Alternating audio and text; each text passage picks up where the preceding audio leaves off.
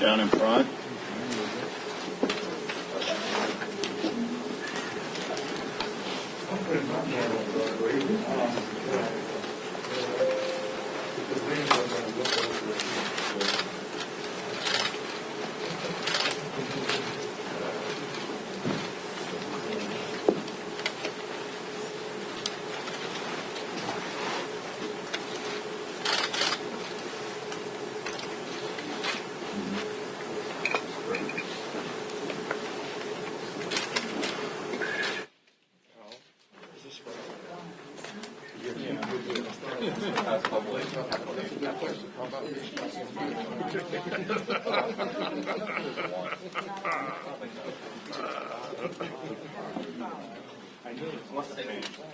Okay, cool.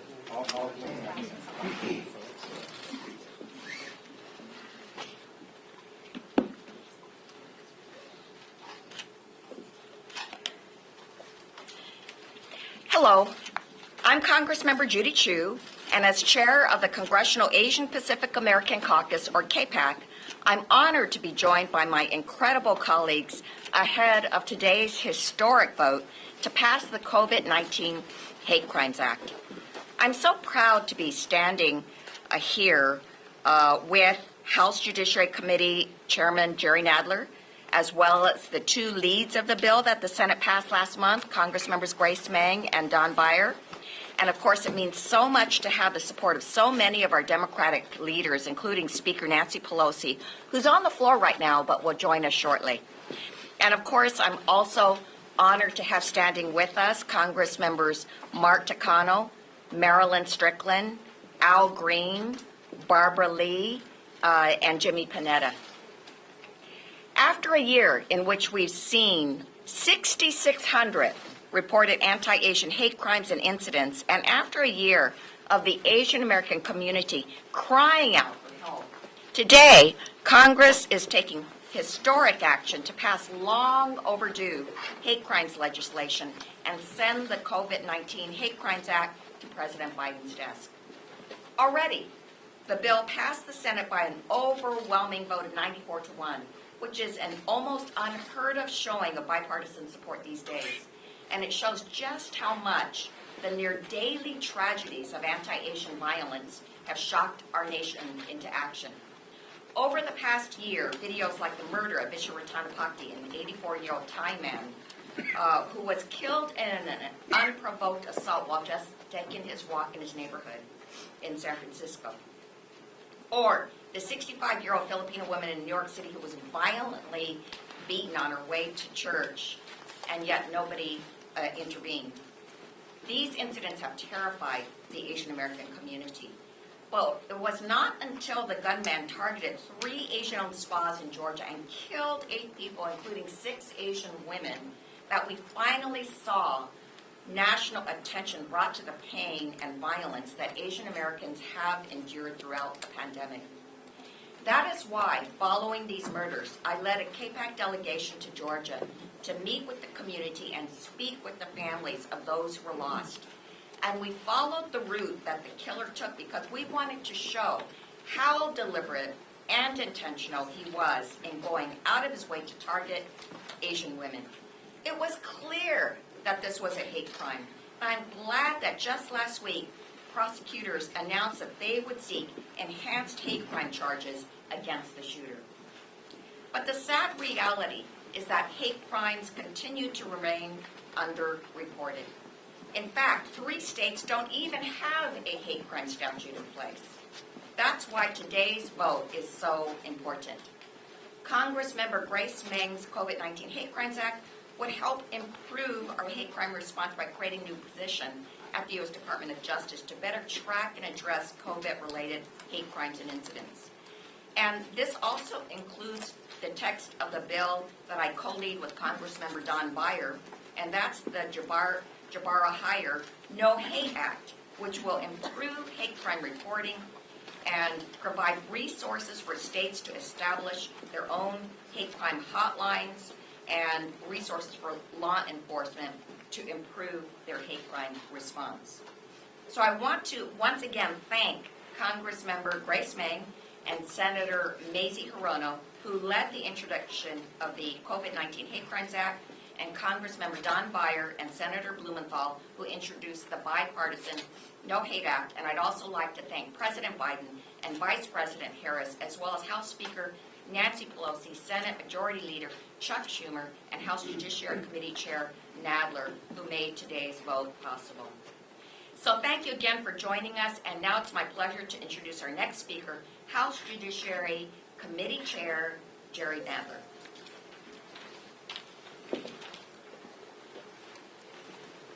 Thank you very much, Judy. I want to begin by thanking Speaker Pelosi for bringing this legislation to the floor, Grace Meng and Don Beyer for introducing the bills that make up today's legislation, and Judy Chu for all of her work advocating for the AAPI community.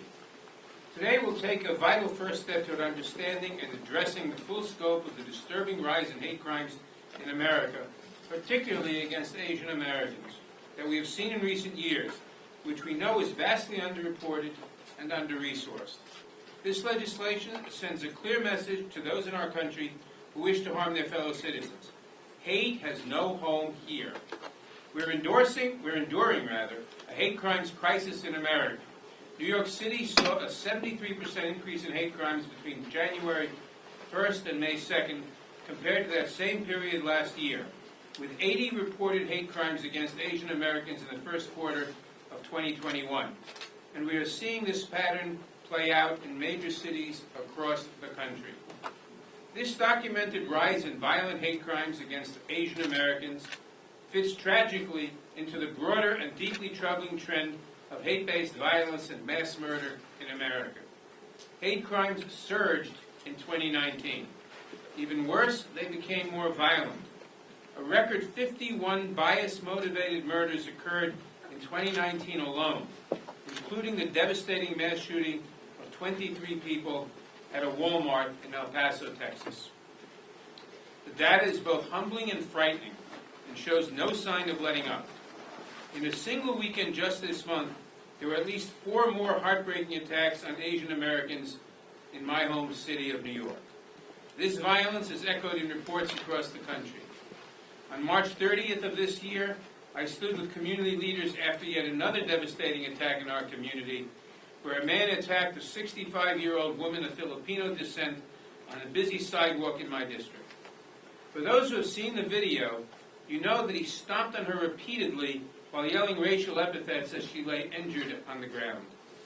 As I said during our March hearing in the Judiciary Committee on Violence and Discrimination Against Asian Americans, the victims of this racist hate are not strangers who pose a threat merely because of their race or ethnicity. Rather, they are our neighbors, our friends, our family members, our constituents, and our fellow Americans. And the increasing danger they face is not just from the pandemic, but from their fellow citizens. Everyone deserves to live without fear of violence against themselves and their families. And our country needs a way forward past this era of violence and hate. The swift passage and implementation of the COVID-19 Hate Crimes Act will prove crucial to this endeavor.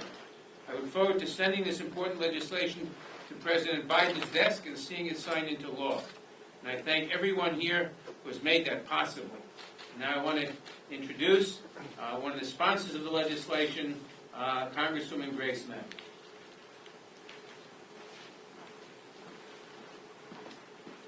Thank you so much, Chairman Nadler, for your leadership on this issue, and of course to our chairperson of KPAC, Judy Chu, for your leadership as well. Good morning. I'm Congresswoman Grace Meng from Queens, New York. First, happy Asian Pacific American Heritage Month. Every year in May is a time to celebrate the accomplishments and contributions of Asian Americans, but this year is different. It's different because the past year and a half has been one of pain and struggle, marked by despicable and sickening acts of hate and violence against the Asian American community.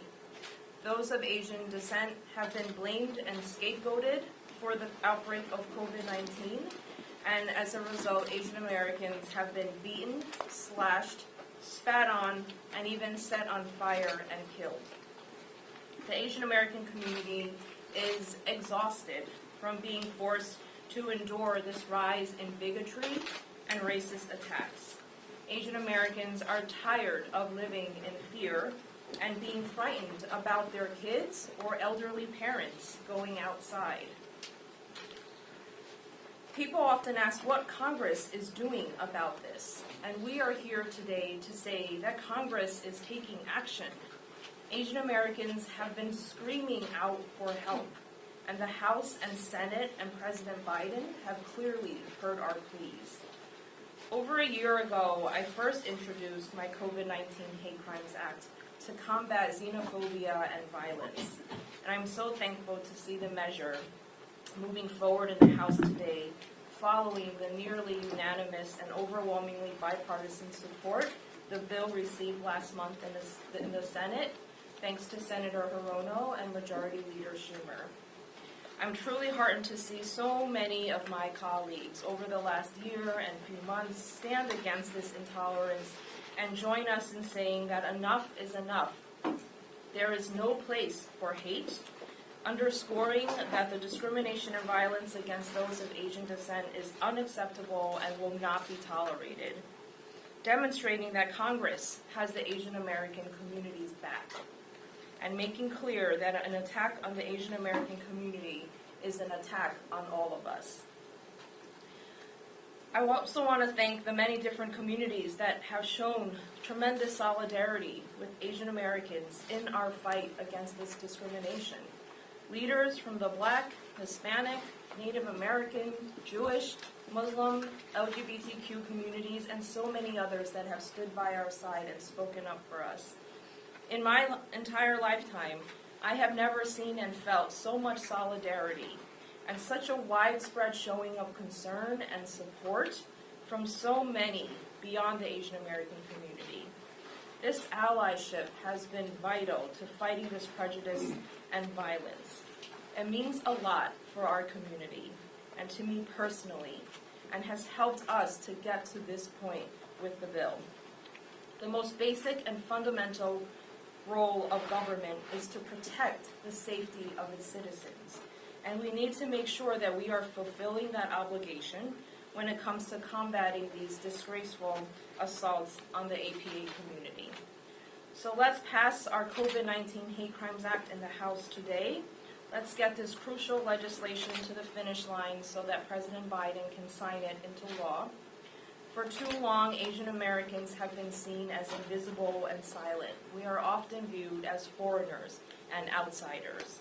But today we are at a galvanizing moment where we say loud and clear that we are as American as anyone else in this country, and that we will be seen as invisible no more.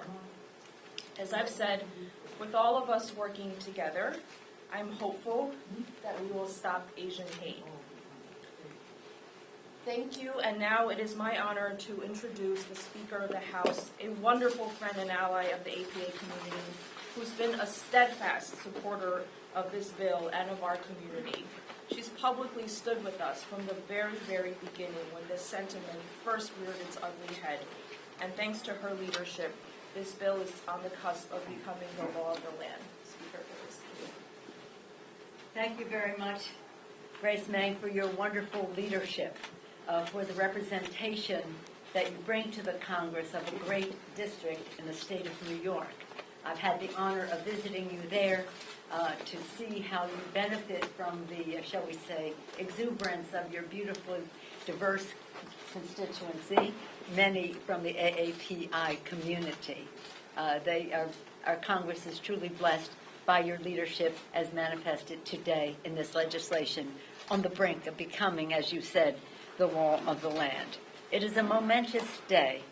And so I want to salute all of our colleagues who are here, some who will speak, some who are a resource in this conversation, and their leadership has made a tremendous difference. I want to thank Judy Chu, the chair of CAPAC, who has been, well, I would say relentless is a minor word to use for her.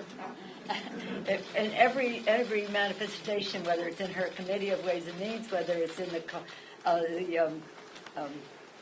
crescendo meetings and the rest, whether it's in the full caucus, to constantly bring to the attention of members what the challenge is out there, what the possibilities are, for going forward, and today we will do so in a bipartisan way. Thank you, Judy, too, for your leadership of CAPAC.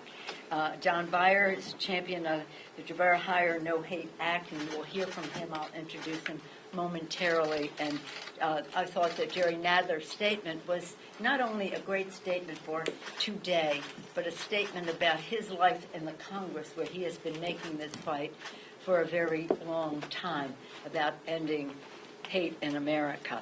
As Congresswoman Meng was speaking, I was recalling the day, a month ago, was it? I've lost track of time, when we were on the Senate side, when was it the day of the President's speech? It was about a month ago. In any event, when we were standing there with Leader Schumer, with Mazie Hirono, with Tammy Duckworth, with Andy Kim, and with our distinguished author of this legislation, Grace Meng. And the thought that that bill was going to be going to the floor of the Senate and receiving bipartisan support was such a glorious thought. And now here we are following up on it. It did happen to make it the law of the land.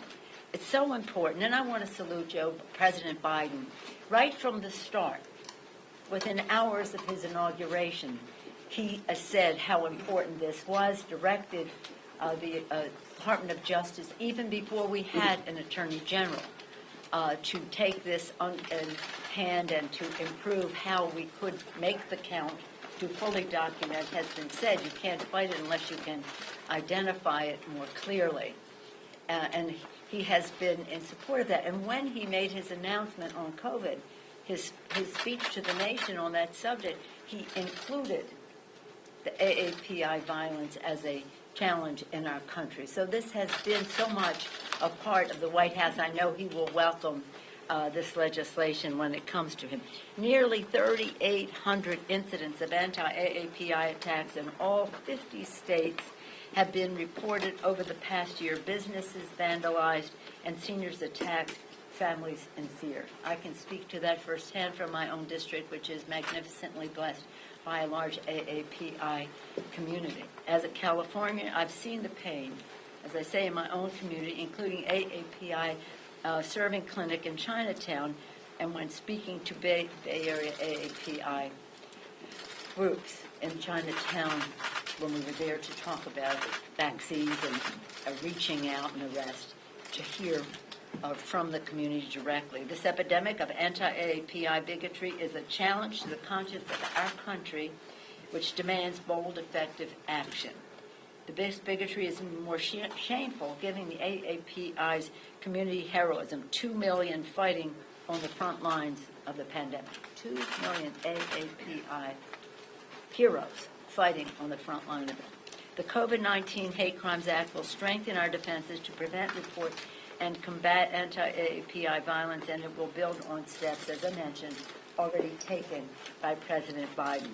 Together, these actions will make a significant difference in how we address hate crimes in America, not only during this pandemic, but for years to come. We know how we got into this situation. No need going into that, but let's get out of it. In the Senate, this legislation passed nearly unanimously, except for one person. And we hope to see that unity reflected here in the House. The AAPI Heritage Month, this month, the month of May, let us honor the AAPI community's contribution with action, ensuring every person can live with safety, dignity, and hope. What I hope is that the unity that's springing from this legislation will further engender more unity on other challenges that we face.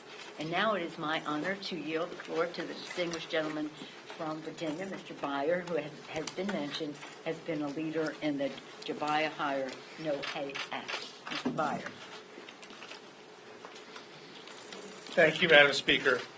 And I'm honored to follow the most excellent speaker who is leading the most productive and accomplished Congress in generations. And thank you to Chairman Nadler for taking hate crime so seriously and for being a real partner and leader on this topic.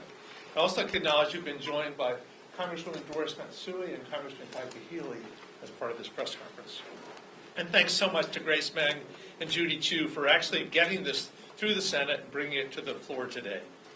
And let's thank the Stop AAPI Hate group, who were able to actually count the spike in anti-Asian hate crimes last year and help us pay context to this great need. This is exactly what's needed, though, because we have known there's been an undercount of hate crimes for years and years. How many hate crimes happen every year? The truth is we just have no idea. We know that many police departments don't report any data at all to the FBI, roughly 2,400. We also know that of the 18,000 that do report, something like 86% report zero hate crimes last year, including 71 cities with over 100,000 people. This would be great if it were true, but no one really believes it.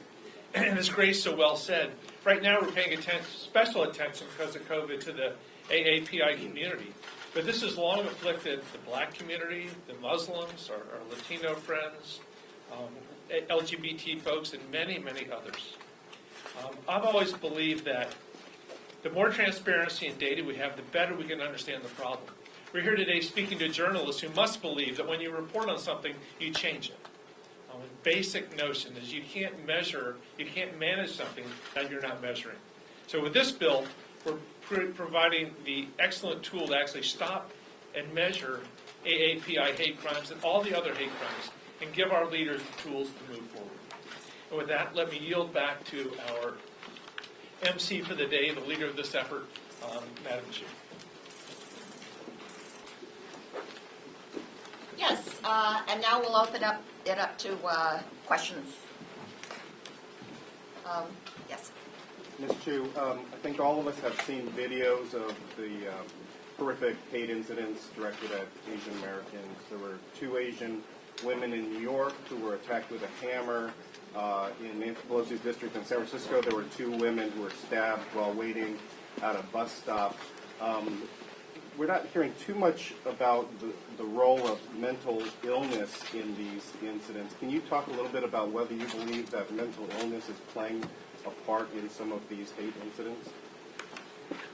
Well, one thing I can say definitively is that these hate crimes have taken a huge toll on the AAPI community's mental health. In fact, there is a study that's a year long now, very extensive, in-depth study by the Asian American Psychological Association, which looked at the different issues that AAPIs are facing right now. And as you know, there's so many with COVID-19, the decline in small businesses. But guess what is number one as far as issues for Asian Americans? It's mental health. 50% report that they have an issue with mental health right now. So what is it like to open up the newspaper every day and see that yet another Asian American has been assaulted, attacked, and even killed? Well, when you read that every single day and see that there's 6,600 of them, and that's probably an underreporting, then you start to think, well, will I be next? And that's the kind of mental situation that AAPIs are facing right now. It is a heavy toll, I can tell you that. Anything you can talk about in terms of mental illness related to the perpetrators? Yes, I of course, obviously, there are mental issues that are endemic to those who have perpetuated these crimes, which shows that we have to have a better response overall to mental illness in our nation, because there certainly are far from enough resources there. I don't know if anybody else would. So your question goes to one of the most important reasons why we need legislation like this, because we need to have better data to be able to better assess the situation, including the mental health state of the perpetrators. And I speak more from a local perspective because in New York City there have been recent efforts to more efficiently investigate and to collect data on these incidents. And there was a report I saw just yesterday where almost half of the perpetrators suffered from mental health issues, and this is precisely why we need legislation like this to get a better picture of this situation. But let's be clear that this legislation is very important to going towards solving this issue, but it is only one piece. Like you mentioned, mental health is incredibly important, and we do need more services and investment in general. Just directly to the question about those perpetrators who are mentally ill, I believe and I assert that leadership at the top levels makes a difference. So only, we can do a lot with statistics and we need better data, but we know, and I think it's common sense, that if you have a destabilizing leader or destabilizing leaders, big influencers, they can also destabilize those who are vulnerable in terms of their mental stability to act out. There and there and there. Hi, Tia Mitchell from the Atlanta Journal-Constitution. The COVID-19 Hate Crimes Act is on the suspension calendar, and you know that Republicans have increasingly used delay tactics. So do you think there's a chance your bill might not get a vote today, and what message do you think that sends, if any? This bill is certain to get a vote today. It is on the agenda. It has been put there. So that is why it was so significant that the Senate passed it out with this vote of 94-1. As you know, we have not seen too many bipartisan votes like that have made it out of the Senate. With our vote today in the House, it is a certainty to be passed and then to be sent to President Biden's desk. So we have actually no concern that it will not pass out of the House. Thank you, Representative. Back in 2012, you helped lead the effort for essentially an official congressional apology over things like the Page Act and the Chinese Exclusion Act. I know several years later, Assemblyman came up in New York, called on former President Obama to do so, and he did not. Have you had conversations with this White House? Would you like to see President Joe Biden do what no president has done and issue an official apology from the Oval Office about 139 years later for the Chinese Exclusion Act? Of course, I would like to see every level of government issue an apology for the Chinese Exclusion Act, which made Chinese Americans second-class citizens for 60 long years in this country.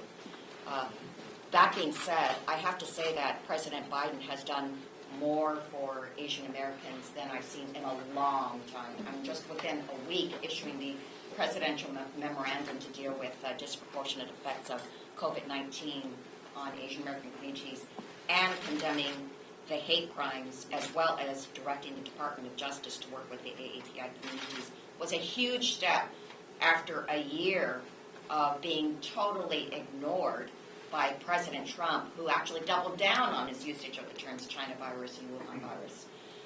And President Biden continued on by meeting with leaders in Georgia, the AAPI leaders after the shooting, and then having the flags flown at half-staff, and then meeting with us in the Oval Office to discuss even further ways that he is going to combat AAPI hate crimes. So he has been a complete role model in terms of his response to the AAPI community. Right, so Nicholas Wu with Politico. It seems that there are some progressive groups, 18 Million Rising among them, that are opposing this legislation because they say it focuses too much on law enforcement. Do you have any response to that?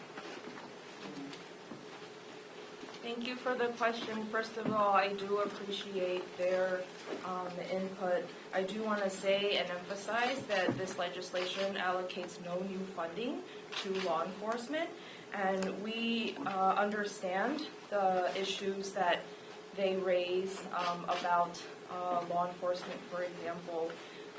But this legislation does assume that law enforcement is currently underreporting these kinds of incidents, and it makes it easy to ignore hate crimes altogether. So that's why we believe that this response is necessary. I know that in their letter they raise other issues as well, which, just as we're talking about issues like mental health, we should absolutely address. Thank you, Congresswoman Chu. So, as you know, the DOJ has launched an investigation and expedited review on the investigation and prosecution against hate crimes. And I was wondering if you or members of KPAC had any talks with the DOJ to follow up with the effort, and what do you think the next step should be? Well, as you know, I led a delegation to Atlanta, Georgia, and we did it to meet with the victims, but also to trace the steps of the shooter, because we were alarmed when we were hearing the reports from the Cherokee County Sheriff saying that the shootings were as a result of a sex addiction and basically anything other than that it was a hate crime. So I then, when we came back, led a letter in which I asked for the Department of Justice to use their resources to investigate this as a hate crime. And thankfully, they did do this. I must tell you also that we have met with the Department of Justice, but not since they declared this to be something that they will prosecute as a hate crime. Nonetheless, we actually have a request into Attorney General Merrick Garland to meet with him soon. Would you like to follow up with that, with their meeting? Oh, of course, yes. Absolutely. Yes. We're in another in-between time in this pandemic, and I'm wondering, as more Americans are taking off their masks, that they're still concerned about the virus, there's a lot of questions about who's vaccinated, who's not. I'm wondering what you feel the Asian American community in particular, are there dangers, or is there an opportunity now to try and get past this time of hate crime, or do you think the danger is as present as ever? You want to begin? Well, I know that during the pandemic, members of the Asian community felt that wearing a mask brought attention to them, and so there may be Asian Americans as we wind down the pandemic, and I walk outside without a mask. I follow CDC guidelines, but I know that people are at varying levels of comfort, and AAPIs who want to continue wearing masks, they may feel very self-conscious about that. So that is an extra burden. That's another piece of an extra burden that AAPIs, I think, carry. Hi, I'm Marilyn Strickland. I think about wearing masks in general, and there's a degree of anonymity that you have when you wear a mask. And as we talk about putting public safety at the forefront and making sure that people are vaccinated and that we're actually doing something to address this virus, we do think about how that affects people who want to commit crime and people who may be victims of crime. And I think about the fact that a lot of older women who are Asian have been victims of these crimes. And so I think the question we ask ourselves, does taking the mask off and being safe give you more safety, or does it give you more anonymity? The other thing I remind us, too, of when you travel to Asian countries, people wear masks all the time during flu season, when they ride the subway, and so it's interesting to see how the conversation about masks will be and making sure we keep it on what keeps our community safe, what do we do to keep public safety at the top of everything and not letting it get as politicized as it has. But at the end of the day, this is about stopping the crimes, holding people accountable, and making sure that our communities all stay safe, regardless of our background. Other questions? Okay, with that then, I thank you all for being here, and we will end the press conference. Thank you.